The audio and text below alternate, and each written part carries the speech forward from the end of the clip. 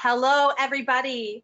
Dr. Cindy Banyai, candidate for Congress, Southwest Florida Congressional District 19 here. Welcome to our virtual town hall focusing on our kids and our education here in Southwest Florida.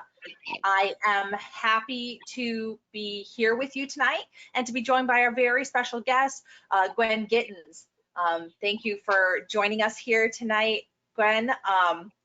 It's been a pretty crazy time for everybody here in Southwest Florida and around the country, actually.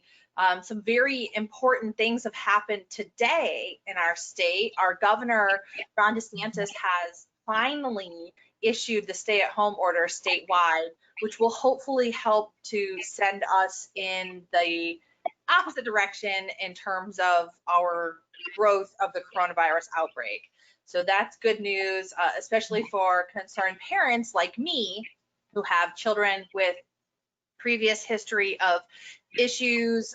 My youngest had respiratory issues. She had immune problems. And so this is a really, big concern for me. So I'm glad that we can hopefully start to get this under control. But Right. I'll tell the story about my kids as we go through everything here.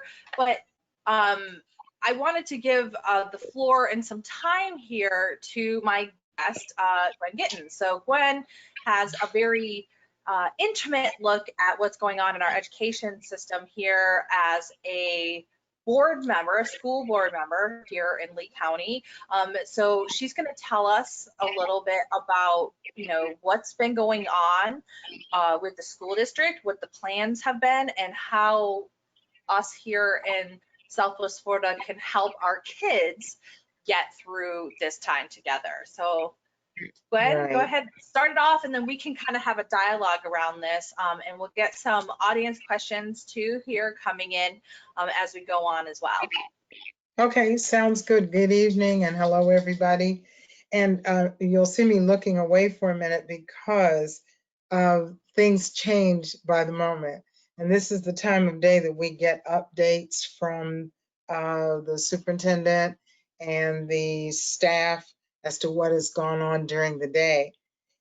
And so I'm just trying to pull up the latest. We get a COVID-19 update every day, and it talks about the number of students that we've, dealt with and that type of thing. Basically, in a nutshell, in my opinion, education as we know it will never be the same. I don't personally, and this is not the district or anybody, this is just me personally, I do not believe we will be going back to school this year. We're in the final quarter of the year, and since, especially since they have, waylaid the testing and all that type of thing, I just don't see it necessarily happening after listening to the governor and the president this afternoon and some of the updates and all of that. We're in this for a while. So I don't see us going back to classes as we know them. But as I was saying to the superintendent the other day, I said, this has caused us in a, snap of a finger to really look at how we educate our children. And, whereas we would have gone along and periodically said, well, maybe we need to change this, or perhaps we need to do that. Now we are forced to look at it differently. The staff and the superintendent and all the teams did tremendous work in making sure that our students were fed and putting together the distance learning plan. And everything is changing as we speak. So it just depends. We've never done this before, so there are going to be growing pains. One of my concerns about the distance learning has always been the students that are in the demographic that don't have, socioeconomic status as others do. And I was talking to a parent today that said, they don't have internet service. I talked to a teacher. He said, you know, they're counting the faces of their kids and seeing who's logging in. We still have a portion of students that are not logging in. Handed out Chromebooks. We've done everything possible, but this is the first week. So we look at our growing pains and start to figure out what do we need to do differently. I spoke with the one of the heads of ESE today, because there's always a concern with those kiddos that need special things, that have special needs, and how are they being taken care of. In some situations, the teachers are working, ESE teachers and paras are working with the regular teacher to make sure that the students have, you know, their needs met. But then today, with the governor saying, you know, we're almost going on lockdown, that creates a whole new set of challenges to do. So, and not every child is computer, or family is computer literate to get on and, you know, do all of that. Even some of the ones that are, I sent a message out to our seniors yesterday, and I said, well, you know that from doing college, but I said to our seniors, I know this seems to be hard, but you have to focus and you have to be self-sufficient and you have to get all the stuff done. And I said, ... sounds like college to me. So getting a glimpse of what college is going to be. Yeah. So. Well, I'll tell you that, you know, I did get the message from the school district today saying that if you do need help with internet, that you should contact them, and they had some additional support information on that. So that was good to hear. I know that they're working to get Wi-Fi and internet connections to the homes that don't have it. So that's good news as well. Yes. I will tell you though that as a parent, so I have 2 elementary school age children and then a toddler. And the toddler just like makes everything much more challenging, on top of working from home, on top of teaching at FGCU, on top of my campaign, right? So And she likes to paint. yeah, oh yeah, you saw that, right? She painted my That was cat. so cute. Yes. She painted my cat this morning. It's a good thing you weren't in the way, you would have gotten painted too. Right? Yeah, she painted her baby this afternoon, so that it's been a great. She's about to run in here too. Here, come here. Come here. Here And she this is. is the orange teas. She's decided to Hi. wear diapers as well. So she's just a creative. How are you? there you go. There you go. Well, Take your I tell you what, one of the things that I've heard from a lot of parents is that they love their children's teachers even more than they ever did, because they understand the challenges. But a lot of them are, especially the younger kids, kindergarten and first grade, and they're sitting down with their parents, and the parents will say, we'll do this. And the kids will tell them, no, my teacher does not do it that way. So That's funny. My son is in first grade. He was so excited the very first day to go and get online and see his classmates and see his teacher. Yeah. His teacher was fantastically supportive. And we got him in, and he was excited, and he's, you know, doing all his work and everything. He's been great. I absolutely failed at getting my older daughter, who's in 4th grade, online on Monday. Oh, no. Solid. I mean, we do virtual stuff all the time. So, but even that, it was like, oh my God, we couldn't get it in. It was like, there was this problem. And then, by the way, then we had 3 people at our home on the internet on Zoom calls at the same time. That's it. And I mean, her teacher was flexible. Everybody was flexible. So that was really great. But it was like, you know, even, you know, people who do this all the time, and we have internet and we had computers for everybody, it doesn't mean that it's easy. Right. It doesn't mean that it's easy. And so you can understand if it's difficult for you that have the internet and have computers all over the house, for those that don't. I mean, there's the concern that people that came to the schools and picked up Chromebooks. It's one thing for students to use them in the classroom and know exactly what to do with the teacher and the para over their shoulder.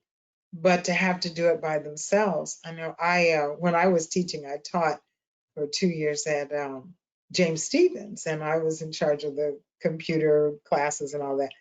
And it's not that easy for students that don't just do it all the time. Right. So those challenges, but we are trying to make sure that the parents have as much support as possible, Yeah. and teachers have office hours that they share with the parents and say, if you need us to do something more or to help you more, just let us know what it is you need.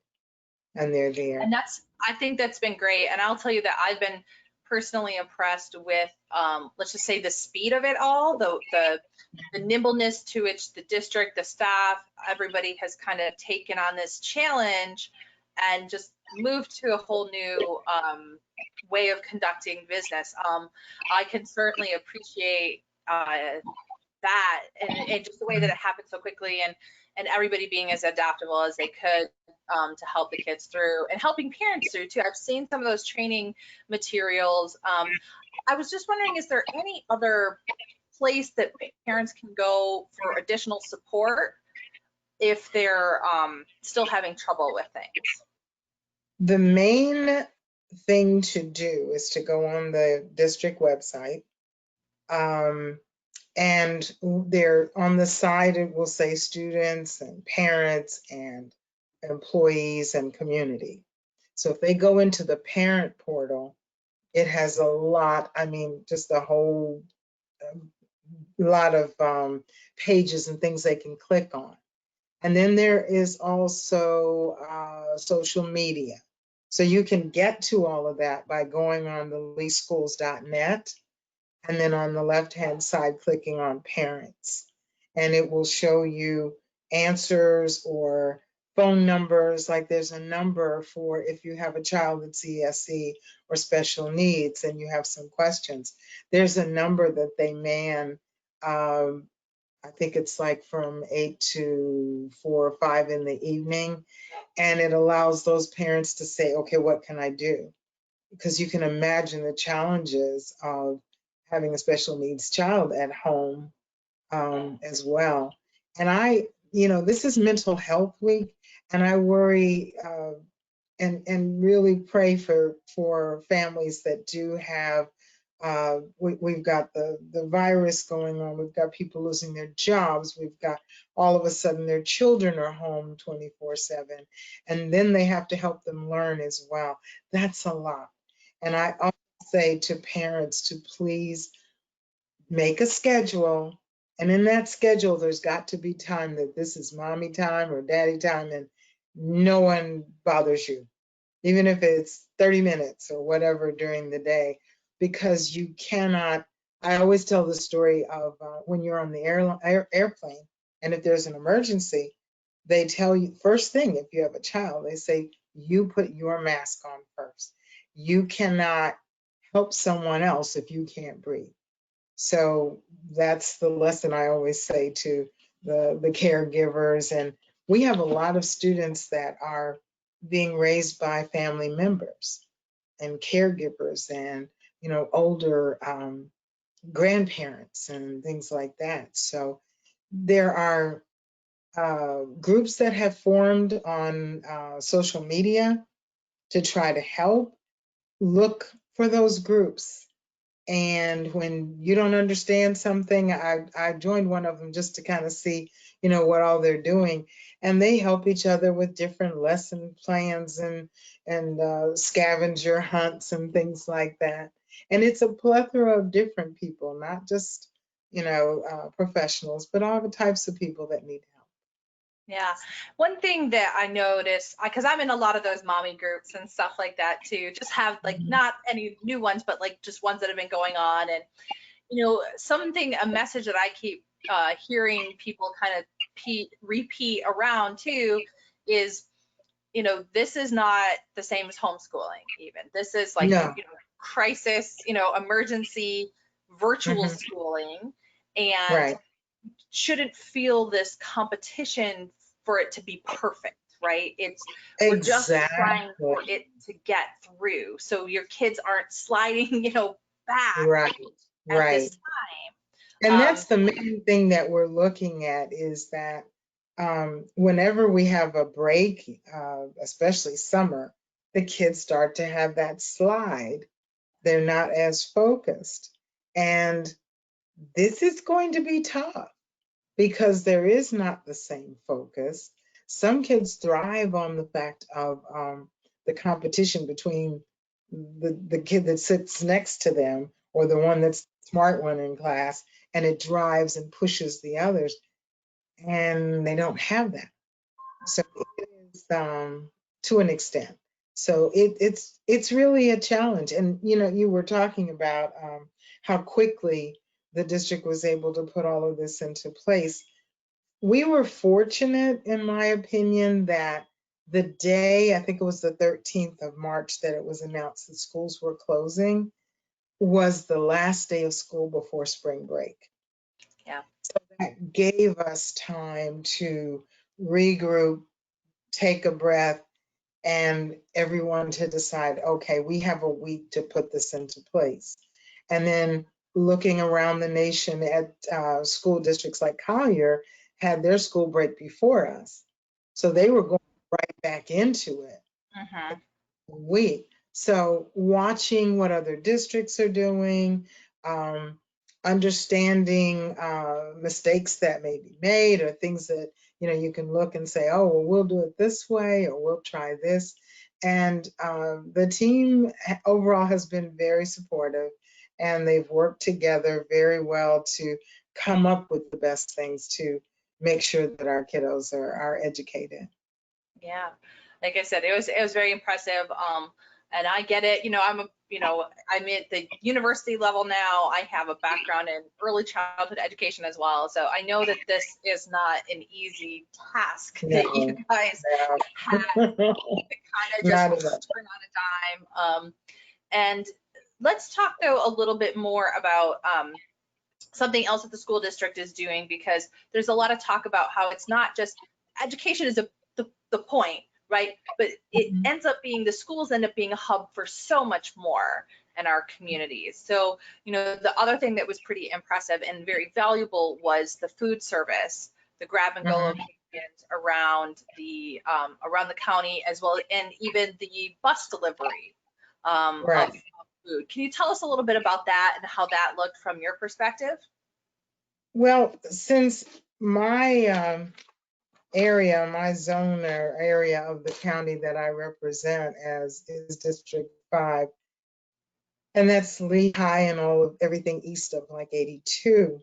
And we have our challenges out here with even when school is in and everything is fine, as far as making sure our children are fed and taken care of. And we've been looking into after school, before and after school programs, because when we talk about VPK and the preschool programs, that just breaks my heart to say to people that we have a waiting list. I mean, how can you have somebody waiting to start their learning process? But we do. So, we're working on that. We're working on a partnership with the YMCA organization to provide more before and after school um, programs. The before school programs are really critical in working with these preschool kids because the programs are half day. So you get a parent that's a single parent that's working, that doesn't have a vehicle anyway, and have to find a way to pick that child up in the middle of the day. It's just not happening. So 9 out of 10, the child stays at home. So we're working on things like that. When this all came about, March 13th, 12th, 13th, thing we were talking about was how to get food to the kids and all of that. And like I said, everything is evolving every day. So the process of having everybody just come through and, grab and go was wonderful. But one of the things I said, and other board members, we have people that live so remotely, they're the only house on that road. And if the one car is gone because everybody's gone to work, well, there we go. Right. So we had to maintain safety for our employees with the virus going on, make sure children were fed, and then make sure how they were going to get it. So that's why I was extremely happy to see that we did go ahead and decide to do the bus drops. And that's something still in a working progress, because maybe more added, they may be changed, but that's why I tell people to stick with the leeschools.net and the parent section, because everything is in there, the grab and go, anything about classes, anything to help you with your students' classes, numbers that you can call, all that type of thing are right there on the website. Yeah. Well, yeah, thank you. Thanks for sharing that. And we'll be sure to add all these education links to our page. We do have a page on the cindybanyai.com, or you can get there through cindy4swfl.com website. We have a COVID-19 resource page, and we're going to get those education links up there as well. I did want to just kind of go back, because there was another conversation that or a piece of this that you were talking about that really piqued my interest, and that is the VPK issue. Yes. So we have this kind of, I don't even know, it's a good start in the state of Florida, right? Around the idea around universal pre-K for students who are 4 years old going into school so that they are ready. However, what you just said, that half-day component is so challenging. I actually worked here to, we had a Barbara Bush Foundation literacy grant where we were trying to get VPK students and their parents who were either in ESL class or a GED class to be able to come together in a program to have 2-generation literacy learning, and then have them do like an after school like parent and child class for literacy learning as well. So we were working with that as a partnership between the Barbara Bush Foundation, the Southwest Florida Community Foundation, and the Dunbar Community School and the Quality of Life Center. And one of the things that was really a challenge when we were basically trying to budget this out was, how do we help those kids who are, you know, they can only, the state only provides half day VPK. Right? And so how do we kind of fit this in? Where can the grant, so the grant part helped to fill in that gap, right? Okay. So okay. Have whole day care, half day instruction. But that was rare in our area, to say the least. We were definitely the only 2-generation program like that. Oh my gosh, there goes my cat. And definitely one of the very few places that provided a full day wraparound program like that, with for specifically targeted at lower income families. So can you tell us maybe a little bit about how in the state of Florida, is there any discussion or energy around helping to make that gap essentially better, or are there things that the school district in itself is doing, or can you tell us just a little bit more about that situation with the VPK gap? And we're constantly working on that, and most of the VPK is federal grant money, as you know, because you were involved with it, which kind of leads me into one of my favorite discussions at this point, and that's the census. This is why it is so important. The census, and in fact, today is April 1st, it's Census Day, so we had a little earlier, the Census Day.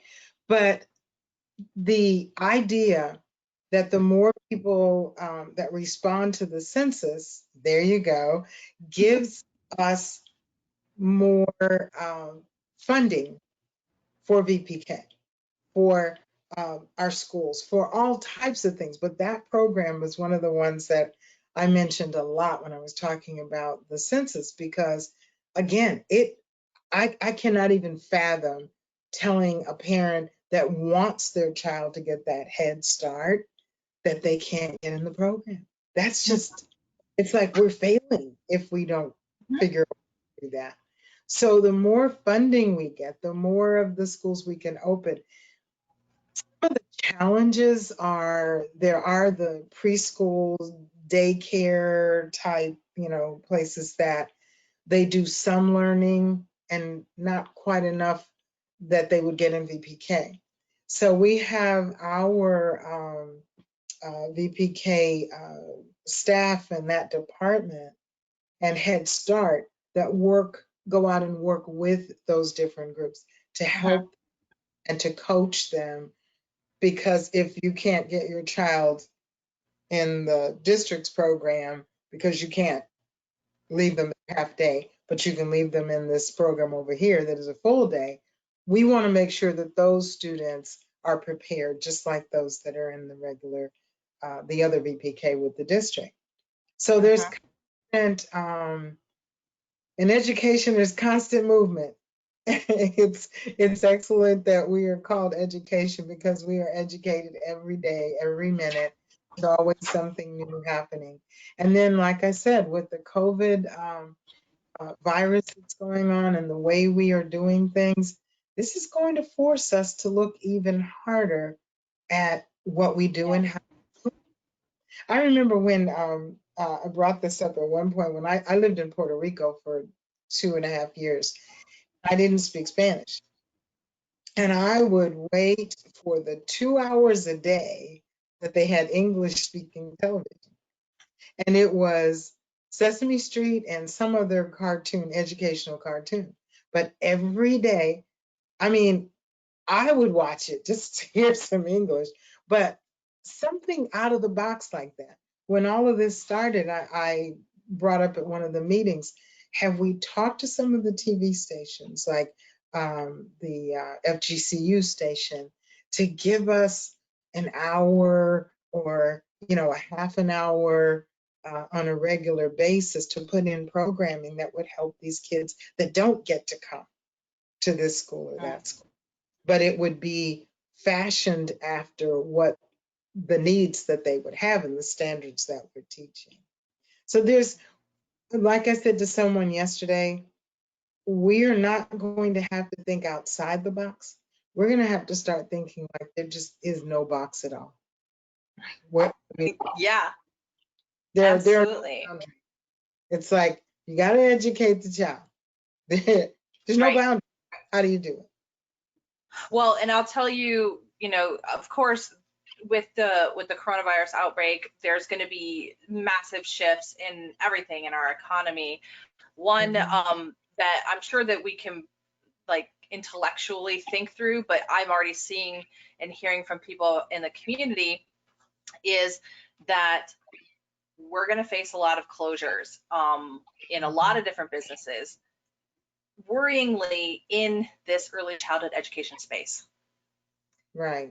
And we already know, and you and I both know because we have a history of working together through the Future Makers Coalition around this data on it. So the data is that there, and just like you were saying, there are more children who are waiting for spots that there are spots, right?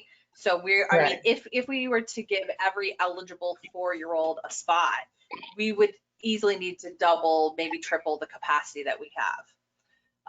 And we're probably we're looking at a lot of those providers closing and not being able to make it through this time. I know one that's happening right now. A friend of mine called me last night. She's like, look, I had to lay off my 11 staff members. And then after I put the last one out the door, they laid me off too. And she was the director of the school. And so, and I'm sure that's not an uncommon scenario for people. So will they be able to get through? And it won't be in the future. It won't be uncommon. But think about in our history, remember when I was in college, we used to talk about every, 15 or 20 years, just naturally, we would go from industrialized to, individual. And that's kind of the way our country has gone. This is one of those times that we have to sit there. The bicycle has been taken apart. and we still need to get from point A to point B. We can't put it back together the same way it was. It may not be a bicycle, it may be a unicycle, so that you and I can get to where we need to go. And we may have to retool that whole thing. Maybe we are looking at early childhood centers where we can hire some of these people that have been displaced, that are very good at that, and have their own business, and eventually they may get back to that. But it may mean changing so that you have like a franchise almost, or whatever. I mean, the sky is the limit as to what we can do. We have the problem, we have some of the tools. We just have to know which tools to use and how to use them. And that brings up something I continue to say to my board members. Have you talked to the kids? We've got a group of seniors and juniors now in high school that are going through this with like a baby in the wind. Like, okay, what do we do now? But as they're sitting there at home, unable to go to the beach and do all the things they normally do, let's encourage them to think about outside of that box. There is no box. How would you have handled this situation? How would you educate 95,000 students without classrooms, and you can't leave home? And I guarantee you there's a child sitting out there at their house right now in front of a computer that can come up with an algorithm that will make this so easy, and something we never even thought about. But we have to, I was in the article I wrote, I said something about, to the students, think about what you can do, because what you're going to come up with is for your world. It's for your future. And adults don't have all the answers. And I know I'm going to get flack for that one from the older people, but we don't. And it's their world that they're going into. So let's, listen to them and find out, what do you think? What do you think? Yeah, absolutely. I love that. And you're right. This is such a time for innovation. And yeah, there is no more box. We don't know. We don't know what the future is going to look like or how we're going to move forward from it. And it is going to take that adaptability, that innovation, and that thought of what the next thing is going to look like. So I really appreciate that. What I wanted to know also, just before we kind of look to see if there's any questions or any other thoughts on this from the participants here, but what else do parents need to know? So we know the kind of situation we are. Are there other resources that you can think of, other things that parents need to know about in order to help their kids through this time, that you would want them to know about education, or just any other resources available to parents? I think something you said earlier was one of the most important things of all. And that's for parents not to have to feel like they're Superman or Superwoman. Remember that these teachers have gone through years of training and education to be able to stand up in front of your children and to teach them and to do these lessons. And they do professional learning committees, and they still are doing that. They're doing it online. So, and through webinars and stuff, they're still getting together and talking about, what do we need to do? How can we do this? Parents, first of all, don't beat yourself up.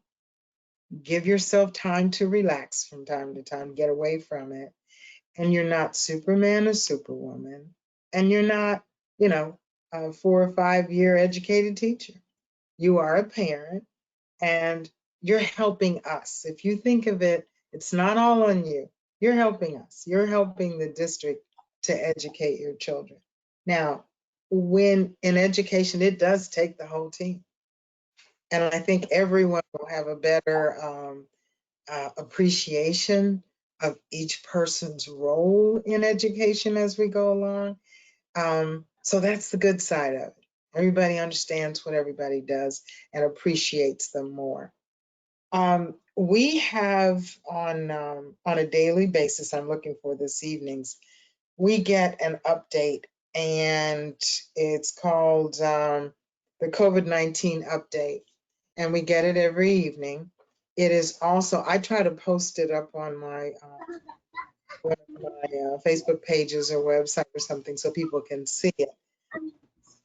A very good way of finding out exactly what is going on is for employees and the community and all. It talks about the number of cases and what we're doing. I'm trying to see here. Okay, it talks about, for one, the feeding. As of March 31st, we have a total of 9,503 students that have been fed, and meals served were 19,006. The key factor with that is that, and they're saying we reached 21% more students compared to last week, but earlier this week. One of the key factors is that the governor sent out a statement that at first you had to have the child with you to pick it up. And earlier this week, we got word that you don't have to. It says the USDA is giving the option to allow parents or guardians to pick up the meals to take home to their children. Starting today, guardians can use their child's parent pickup tag or report card or a student ID or a photo of the child to pick up a meal. And there is on www.leeschools.net/COVID/19. And I'll give it to you to put up. But that will have the current list of locations, because we have added some, we've taken some away. It's trial and error. You know, we don't know if we set up a bus stop that we're going to deliver food there and you get there and no one shows up. So then the next day you have to adjust and do something different. But I'll give you that that website to put up on your site as well, because things do change. There is what do I do if questions. And one is, I have a student that needs a hotspot. And the answer is, we have mobile hotspots for students who do not have reliable home internet connections. So you can contact the administration at your child's school and they'll make sure that they get a hotspot. Oh, that's great. Let's see. I want help. Lee Health is in critical need of supplies, namely masks and all of that. So we put out the message to our employees and principals. I heard one of the schools, their janitors gave up masks and gloves and supplies to help the hospitals. So, you know, I continue to hear we're in together, and we definitely are. We definitely are. But keep in touch with your teacher, the child's teacher. And on our website, leeschools.net, if you're not a student or parent, there's also a place for community. So if you're interested as a community member, what can I do to help, or what is actually going on? Because remember, we run because of you. We run because of the taxpayers. We are running on the taxpayer money. So some want to know, well, what are they doing? Take a look on our website under community and just see some of the things, see some of the opportunities. There's also the Peach Jar, and it's an area where organizations and outside the school district, they can put flyers and announcements up to say things that are happening in the community. So we're trying to be as community and student and family and parent and employee friendly as we possibly can be.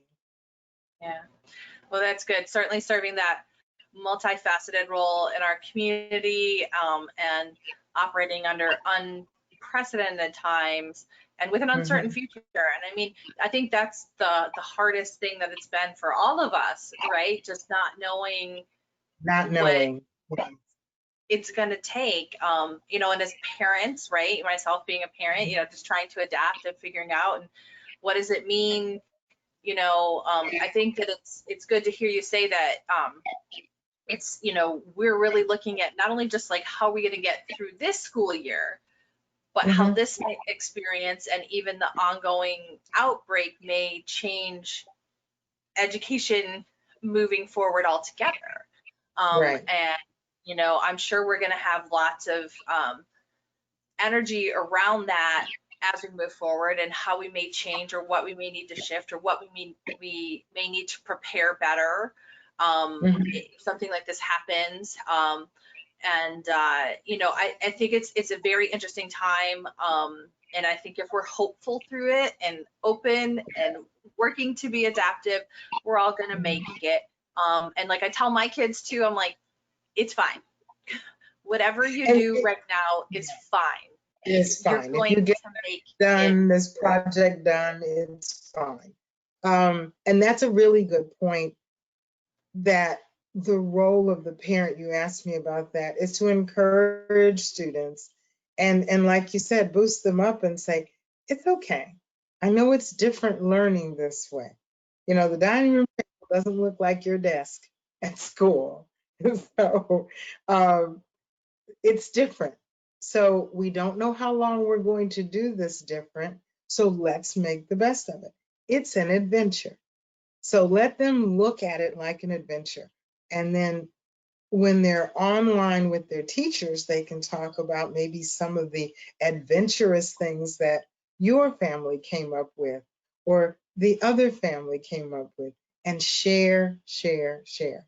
Find someone, if you know someone has like a single parent, let's say, that has a few children, encourage them. You know, call them up and say, I know this isn't hard. This isn't easy for me, so I know it's not easy for you. So if you need to talk, that's what it's about. I see this whole thing, as unfortunate as it is, as an opportunity for us to do some of the things better than we've done them. Cooperating and working together and listening to new ideas and new thoughts. That's what's so important about it. Yeah, and I love that. That collaboration aspect is so important, I think. And Hmm. I hope this will give us the opportunity to continue to do it better. you know, Oh, definitely, um, definitely. you know, I was always somewhat disappointed sometimes in people's hesitancy to collaborate. Ah, You know, because they're like, oh, this is mine, or this is my area, or that's your area, and mhm. there was a lot of territorial stuff that happened. You know, I'll speak on behalf of the region. It's districts and private organizations and businesses, and everybody had these very defined silos as to where they wanted to be. Um, Right. but collaboration is really the way forward, in my opinion, and how we get things done and how we are Mhm. can be ultimately more efficient and effective in reaching people, because working across these certain areas, and I hope that's maybe the silver lining I can see out of this, is maybe with this experience people are saying, hey, we actually have to collaborate to get things done. We can't just say, Mhm. this is my pool, this is my pot, I'm going to take it, and this is what I'm going to do. Because so many organizations, individuals, businesses, people are fighting for their survival, right? That's They're it. fighting That's it. to make it to the Yeah. next level. And Right. believe it or Not not, sleep. everybody, Mhm. that it's not, we don't function in Thunderdome, okay? We're not Right. in, it's Right. like, Right. it's not a fight to the death. The way No. that everybody will get forward is by working together.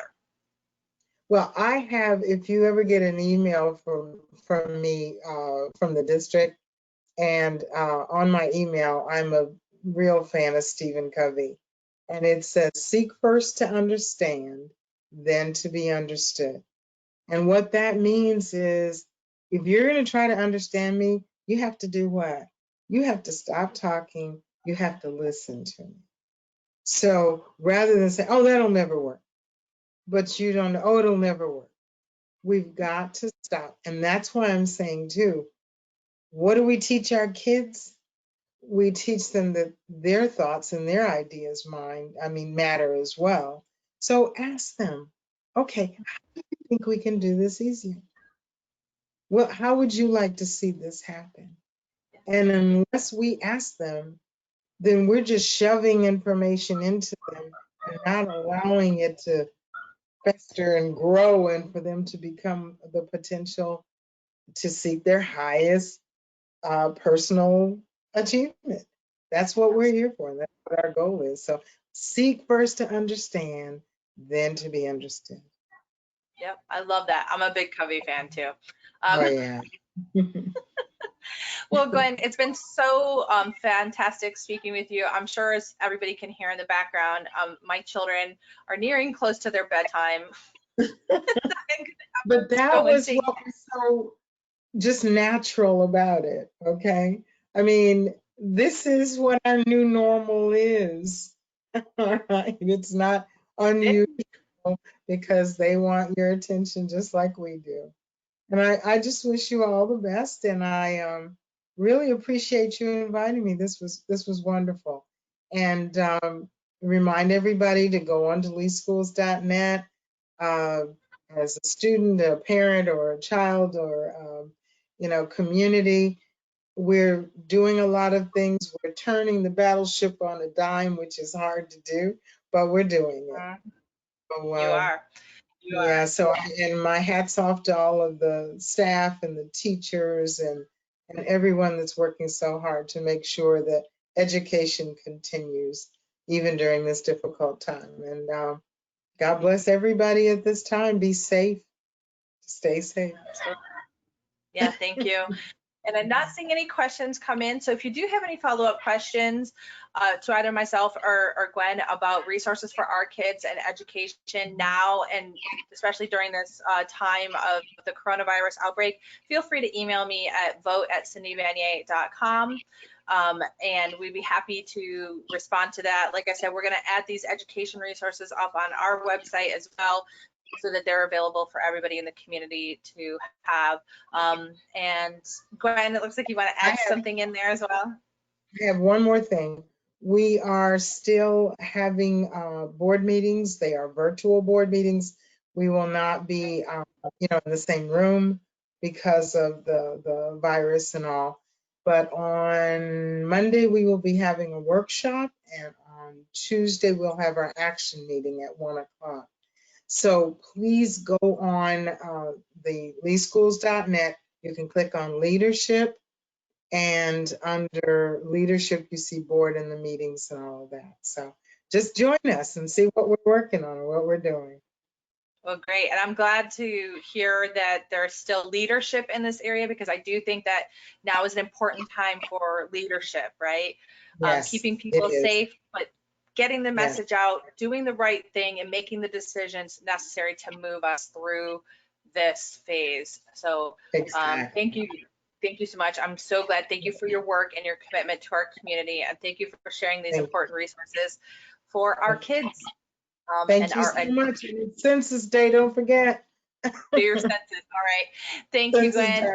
All right. Thank you so much. Goodbye, everybody. And we'll see you soon another time. Thank you. Bye-bye. Okay. Bye-bye.